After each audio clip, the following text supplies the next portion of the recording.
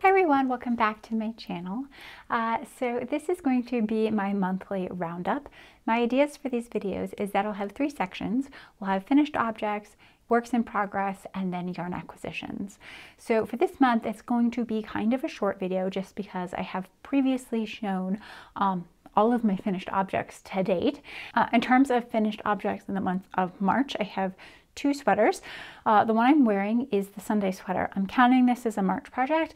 I did cast it on, I think like February 27th or 28th. So it would have been like right at the end of February, the last couple days. So I'm counting this as a March project. This is the Sunday sweater petite knit. It does have the balloon sleeves, which I'm absolutely in love with. This uses Drops Air in the color brown and Drops Kid Silk in the color light beige. When I first made it, I didn't love it. I didn't love the fit on me, but it's definitely, I'm warming up to it. Yes, that's what I say. I'm warming up to it. I actually quite like it a lot. It's a very comfortable sweater, a lot looser. It doesn't have any waist shaping or anything like that. So it's a lot more casual a fit than I think I would have preferred, but I'm actually starting to really like it. And I do love the sleeves a lot.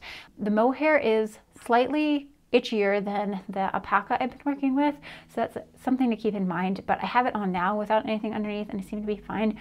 It just, after a couple of hours, I do find that the neck, the folded neckline with the mohair does get a little bit itchy, but not uncomfortable, and not so much that I'm showing a rash. The other finished sweater I have is the Trista sweater, Trista, from Jennifer Steingrass.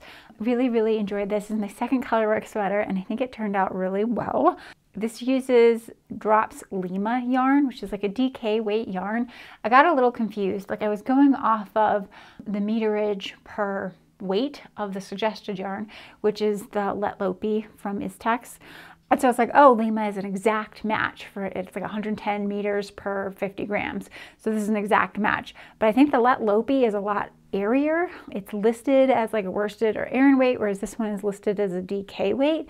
So I made one size up from my measurements and it turned out like I made a size 4 and it knit up like a size 3 because I was using that sort of DK weight yarn. I think I was off on my stitch count by like 1 stitch per 4 inches, but it was enough to make a big enough difference. The finished garment is around 38 inches, 38.5 inches on the bust, which would be a size 3. I did have some issues holding all 3 colors just at the points here. So if I were, well, not if, when I make this pattern again, I might leave that off so that I don't have to hold 3 colors at once. Because most of the bulk of the yoke here is just 2 colors, and I think it's super effective. And it like, you don't notice that you're only holding 2 at a time. But yeah, really like this sweater.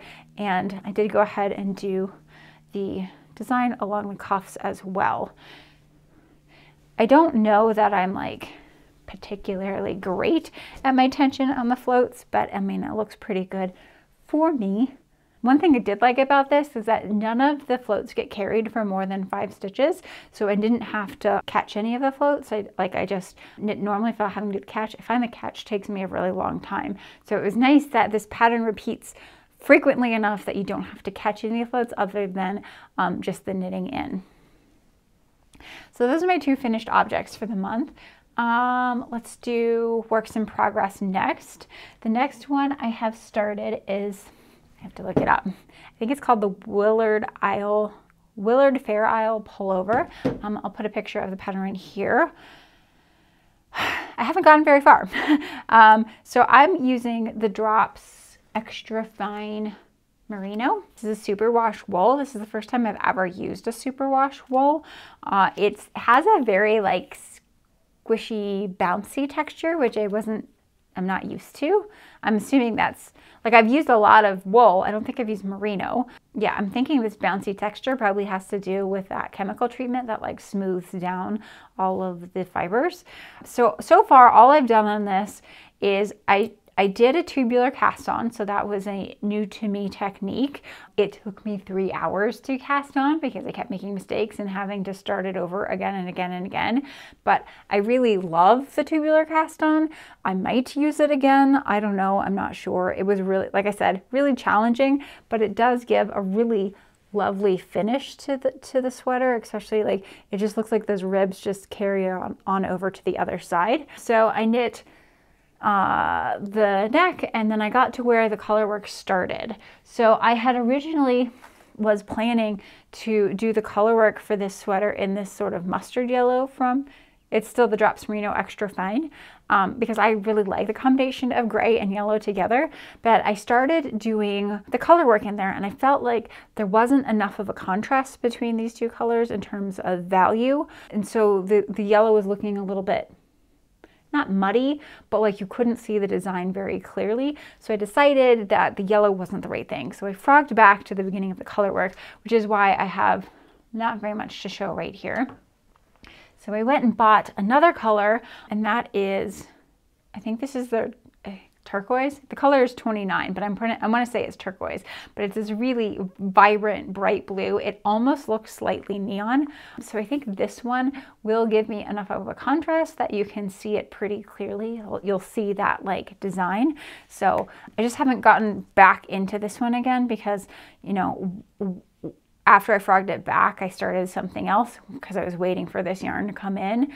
So I want to finish the other thing before I come back to this. So I'm excited about this one. I think I will make this one longer. If you've been watching or if you've seen my other sweaters, most of them I've made them kind of cropped, maybe about like 4 or 5 inches below my natural waist, but this one looks like, I like how it looks long, so I might make this one longer. We'll see. And I'm excited to see how the superwash merino, how it is to actually wash it, because I had read a lot of people in the comment section of the yarn say that their stuff grew like multiple sizes when they washed it, but that if you put it in the dryer, it sort of bounces back. I did some research online, and people said that like that's sort of one of the characteristics of a superwash merino, that like, yes, when you wash it, it gets really big, but then it'll shrink back down when you dry it. So I don't know, like I'll keep working on it. But I'm hesitant to try another superwash yarn because I personally don't mind hand washing the sweaters, especially when you don't have to do it that often, maybe like once or twice a season. So I don't mind hand washing the sweaters. So I don't know that paying extra for superwash is going to be worth it to me, especially if it like deforms or it's hard to get it back into the shape it was before you washed it. So the second work in progress that I have going, this one is utilizing the technique of cable work because that was the next on my list of what I needed to tackle. So this sweater is called, I think it's called Herringbone Hill, and it's a free pattern from Drops Design. I've done the sleeve separation. I've probably gone about 2 inches past the separation for the body, but you can get a good idea of how this looks. So it does have 2 cables that run down the center, and then on either side of the cables, and so here, and here, there is a line of fisherman's rib, which is also a new technique. So I've never done fisherman's rib before. So fisherman rib, cable, fisherman rib, cable, fisherman rib. So this one, you were supposed to like seam the neckline down at the end, but I went ahead and did the same technique that is used on the Sunday sweater, where once you knit your long bit of ribbing, and then you just knit it together with the next row in your pattern. So I went ahead and did that on this one as well. So it's like the folded knitted neckline is integrated in, because I really liked how this one turned out. So I'm gonna go ahead and do it here. So I'm quite happy with how this, I don't have a lot of pink in my wardrobe. I'm hoping it looks okay with me. It's a little bit of a cooler toned pink. So this is using 2 yarns held together, and that is the Drops Sky, and the color is Dusty Pink. And then I've held it with Drops Kid Silk, and I believe this is in the color Pearl Pink. The Kid Silk, I've been having some issues where like the colors that I want aren't in stock. I thought Pearl Pink would be a good match for Dusty Pink. It looked like it would be on the website. In person, I would say that the Pearl Pink is like a blue toned pink, like it's very cool toned. I wish it was a little bit warmer. So when I got the Kid Silk in, I didn't love it with the Dusty Pink. So I also ordered some alpaca silk, and this is in the color Pink Sand. I actually like how the pink sand looks with this sky a little bit better. So this is pink sand over here and the dusty pink in the middle. The alpaca silk is, I want to say it's 77% alpaca and 23% silk. So it's kind of like kid silk, and just that the mohair is replaced with alpaca. I was thinking that the two of these together would give me a bulky weight yarn. So I was planning on doing a Metropolis sweater with this, but when I could not get gauge with it, so that's why I gave up, and I eventually went back to the kid silk and trying something else. So this pattern from Drops is designed for these exact two yarns to be held together, so it was much easier to get gauge with that. So that is that. I just have two works in progress. I'm kind of, I would say a monogamous knitter normally. Up until this point, I've only had one item on my needles. The only reason why I have two is because, like I said, I was waiting for yarn to come in once I realized that the yellow wasn't gonna work with this. So I kind of like having two projects on my needles, because like if one of them is hurting my hands, like the yarn is hurting my hands, it gives me an option to switch to something else. So I think moving forward, it might be nice to always have like a fluffier one on the needles, and then a more like solid, like DK weight one on the needles. I think I like that juxtaposition of having the option of choosing if I want to work on something chunkier or something smaller in a given day. So those are my two works in progress. And then the last thing I wanted to talk about is some of my recent yarn acquisitions. This is one that I got recently. I got 6 skeins of these. I actually ordered this off of Amazon. It's supposed to be a mohair wool blend. All of the label is in Chinese, so I have no idea what it is. I guess I could do a burn test because both of those are natural fibers, so I could see what happens. I don't really care what it is. It doesn't feel like it's too scratchy. Like it's not, I mean, it doesn't feel any, this feels way softer, but this has silk in it, so I don't know. So this is in the color Withered Green, and my idea was with this, I have two sort of like options. I have two colors of Flora, so I wanted to do some more of the petite knit sweaters, so either the cardinal sweater or the balloon sweater. I bought both of those patterns, and those use like a fingering weight held with a mohair. So this is the mohair, and then I have two options of fingering. The first one I can do is Drops Flora in the color Pistachio. I kind of like the idea of having the dark green and the light green. I think it might give you a nice variegated texture, but I kind of need to do a swatch gauge just to sort of like see, because they're quite different colored greens. So it might be kind of, I mean, obviously the sweater I'm wearing right now is two really different browns. Like one of them is like an off-white and the other one was a darker brown. And I really like how that looks. So I'm hoping that this would have like that same sort of effect of having a darker mohair with a lighter fingering weight held with it. My other option is to hold it with Flora in the color Petrol. I think those two might look really cool held together. Again, I'm probably going to do a swatch gauge trying both of these before I figure out which one it is I want to do. Originally, I had purchased this kid silk in the color Sea Green to hold with the Petrol. I didn't realize when I ordered this online that this particular colorway had stripes in it, in that it has like sections of it that are like a lighter sort of blue and then a darker blue. I'm trying to be nice about this. I don't like the way it looks when you use a striped yarn in a sweater, because the frequency of the stripes in the body is different from the frequency of stripes in the sleeves, right? Because you have a much smaller circumference on your sleeve. And so I'm not a huge fan of striped yarn because I don't like having the sleeves look different than the body. I want it to all look cohesive and the same. So I'm hesitant to use this mohair with this fingering just because I don't know what these lighter stripes are going to look like. So that makes me lean more towards using this one with the Petrol mohair, because I think I'll get a more consistent heathered look that I like instead of stripes. The other thing I purchased recently, so when I was getting this alpaca silk in the pink sand, I also picked it up in light rust.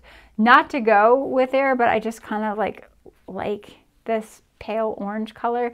I made a sweater recently, I mean, I made a sweater in red clay, which I really, really adore, and that's that same sort of like orangey color. So I was thinking there's a pattern on Drop's website called Tornado.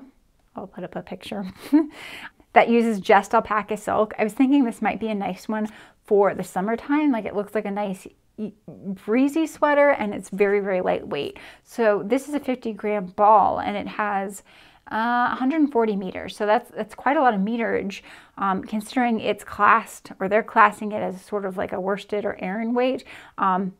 It's really fluffy. It's not like consistently thick, but I think it'll be interesting to make sort of like a lighter weight summer-ish sweater with that. So that's a recent acquisition. And then the last one I have is something, I bought this off of AliExpress. I used to use AliExpress a lot for bra making supplies. It never occurred to me that you could buy yarn there, and then somebody mentioned it, and so then I went down a rabbit hole, but I held back. So I just got this one cone. This cone cost me like $10. It was really, really cheap. I have no idea how much yarn is in here. It is 500 grams. I need to sort of like pull off a set number of yardage and weigh it, and then I can sort of like figure out or get a better estimation of how many yards are in here. But the reason that I got it, I'm hoping that you guys can see this. So there's like multiple colors in it, sort of done sporadically. So it's like an ivory base, but then you get like reds and greens and yellows and blues and little like pops of color. I was thinking that might look really cool. So my idea with this is to probably hold it double with something like, I could hold it with Melody. So here's Melody from Drops in an ivory. So I could hold it with Melody, or I could hold it with something that's not fuzzy in a light or off-white color. And so you would just get these little like pops of random flecks of color throughout the knit, which I think would look really cool.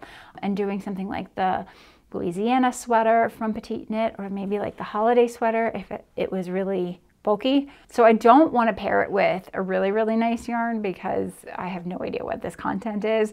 So I'll either pair it with like an acrylic or maybe a cheap wool, like Alaska or something like that.